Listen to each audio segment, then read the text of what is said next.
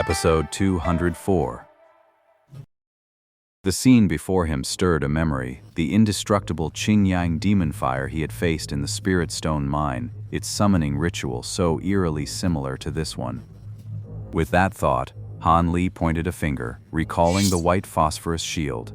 Then, without another word, he shoved it into the dark-faced old man's hands. Borrow these for now. I'll go deal with the rest. Then Han Li's form flickered, and he was already outside the barrier.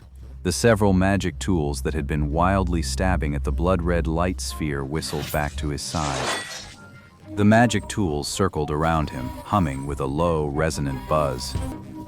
Han Li glanced at the magic tools hovering around him, then reached into his storage pouch and pulled out 3 identical red tridents. He lightly tossed the small forks outward, and the 3 fire forks instantly transformed into 3 streaks of red light, hurtling toward a certain black-robed cultivator. Han Li pointed at the remaining magic tools. With a resonant hum, the dark light and 6 golden beams shot off in different directions. He can actually control that many magic tools without losing his rhythm. The red banner cultivator hurriedly tossed the black banner toward the 3 beams of red light, intending to dodge by riding the chi. But the black banner, caught in the churning of those 3 red beams, instantly erupted in a burst of black light and shattered inch by inch. Then, without the slightest pause, the 3 beams of red light shot straight toward the opposing cultivator and slammed violently into his protective barrier. The barrier held for only a moment before it shattered with a crisp crack, then dissipated into nothing. In the monk's despairing gaze, the 3 red lights circled him once, lightly. With a puff, the black-robed cultivator erupted into a massive fireball and was reduced to ash. At the same time, the 2 black beams and 6 golden beams that shot out from behind flew toward the heads of the other 2 cultivators, effortlessly piercing through their defensive magic tools and shields and cleaving them in 2. This is too powerful. We're going to die. Form ranks.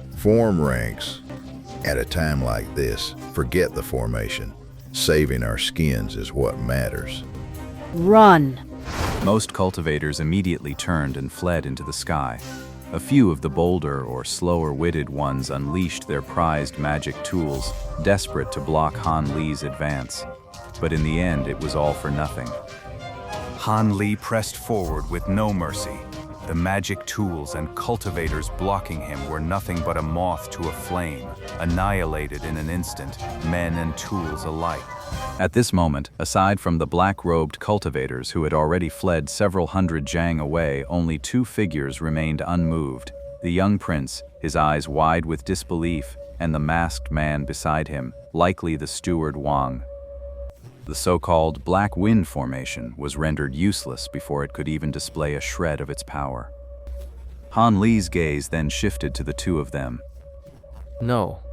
The young prince and the masked figure both snapped into defensive stances, a faint black light radiating from their bodies that shrouded their forms and instantly filled the air with a chilling, sinister aura. Playing tricks. I don't know what technique those 2 are using, but it's clearly similar to that bald man's demonic art.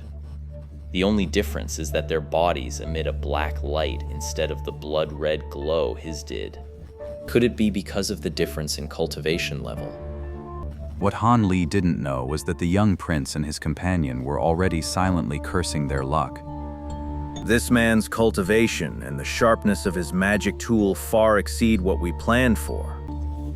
We've seen Foundation establishment cultivators before, but this one's strength is nothing like the sect's own Foundation establishment hall masters. Forget a one-on-one fight. I doubt even 2 or 3 of them together could take him. That movement technique so fast the naked eye could barely track it, and the ability to control over a dozen magic tools at once, we've never heard of such things. As things stand now, even the Blood Envoy might not be a match for this person. Even this Blood Envoy seems to have resorted to some secret technique. The young master and his companion, though confident they far surpassed other chi condensation cultivators, weren't arrogant enough to think the 2 of them together could match Han Li in a fight. So, despite activating their secret arts, they didn't advance. Instead, they cautiously and slowly backed away. In contrast, the Mengshan four companions stood frozen, utterly stunned by the awe-inspiring might of Han Li's divine combat prowess. These few knew Han Li was powerful, but without a point of reference, they had no way to gauge just how high his strength truly was. But now, having witnessed Han Li single-handedly take down 5 or 6 cultivators of similar cultivation in an instant, they were left utterly convinced by his skill and technique. Han Li took a deep breath, ready to take down the young prince and steward Wang in one go, when suddenly a bestial roar erupted right beside his ear. The sound came from the blood-colored mass of light to one side, filled with an indescribable madness. The young prince and his companion exchanged a delighted glance at the sound, while Han Li's expression turned serious. He didn't spare a glance for the other two. His hand dove into his storage pouch and came out clutching a small, exquisite magic tool. Han Li wasted no time. He hurled the object straight at the blood-red mass of light. The small yellow bell in Han Li's hand grew as it left his grasp, swelling in the blink of an eye into a massive bronze bell 5 or 6 jang tall. This was the spoils of war Han Li had taken from Swan Li of the Concealing Moon sect, the sky-shrouding bell. Back then, it was this very magic tool that trapped the ferocious blood spider beneath it, a testament to its power. With a deafening clang, the bell slammed down precisely over the blood-red mass that was writhing into a grotesque shape, and all sound of its roars was instantly silenced. Seeing Han Li's move, the young prince and his companion, who had just shown a glimmer of joy, were stunned. Could it be that this blood envoy was captured just like that? Han Li turned back, shot them a strange grin, and then raised both hands at once.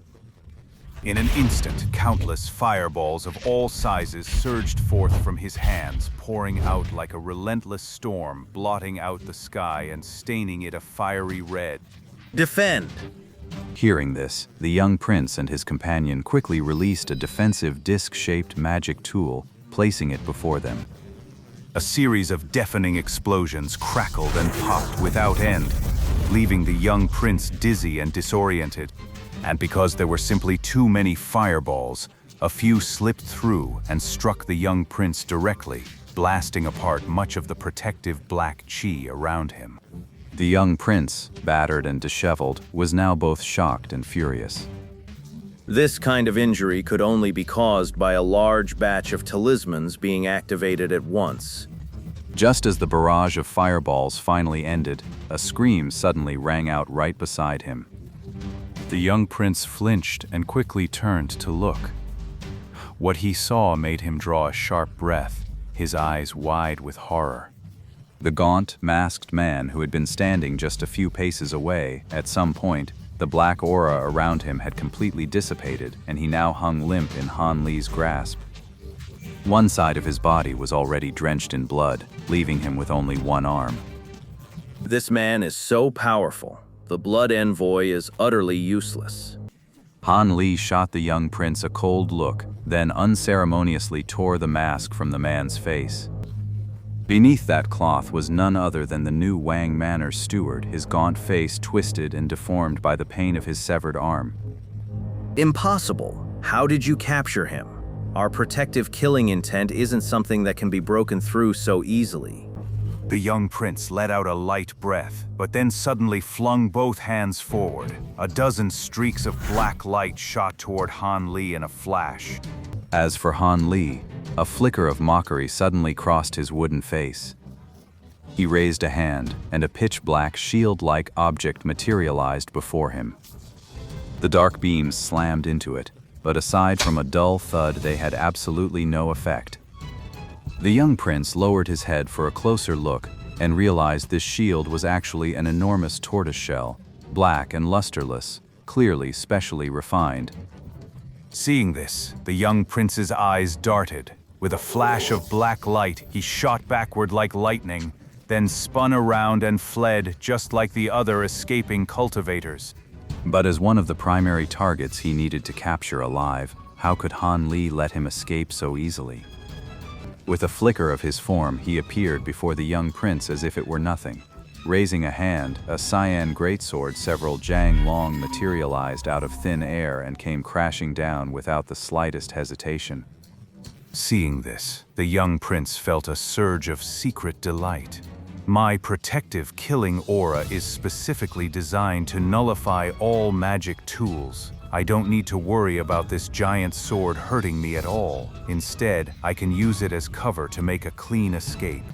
With that thought, the young prince shot upward, aiming to vault directly over Han Li's head. At that moment, Wang Zongguan on Han Li's hand, gritting his teeth against the searing pain, shouted loudly, trying to warn the young prince. Don't take it! Dodge! But clearly his warning came a little too late. Hearing this, the young prince instinctively shifted his body to dodge the green greatsword's edge, but the blade abruptly changed from a slash to a sweep, grazing his leg. The protective black key around him was cut through in an instant, offering no defense at all. As both his shins were cleanly severed, the young prince let out a sharp cry and collapsed on the spot. This young prince had been pampered his whole life. Cunning as he was, he'd never known real hardship, so naturally he couldn't bear the agony of having his legs severed. This sight startled Han Li, he thought. After not using the cyan spirit sword aura for so long, he might have accidentally killed the man. Once he understood the whole story, Han Li found it both exasperating and amusing. He grabbed the man and flew toward the four brothers of Meng Mountain. The victory lifted Han Li's spirits, but a flicker of puzzlement crept in. From the dangerous feeling I got from the young prince and Steward Wang at the start, these two should have been tough opponents, so how did they get captured so easily? Could it be that my mysterious spirit technique is starting to go wrong? Han Li shook his head, finding it a bit odd. At this moment, the remaining black-robed cultivators lingering in the distance saw this scene and knew staying was pointless. Exchanging glances, they truly scattered in all directions, vanishing from sight in the blink of an eye. Han Li had no intention of pursuing them. These were just peripheral operatives, no different from the four brothers of Meng Mountain, hardly worth the effort to hunt down. As he thought this, he flew back to the four brothers of Meng Mountain and casually tossed aside the two talismans in his hands. Stop the bleeding on those two first. We still need to get a confession out of them. The young man and second brother of the four friends of Mount Meng immediately caught the two, not daring to show the slightest negligence.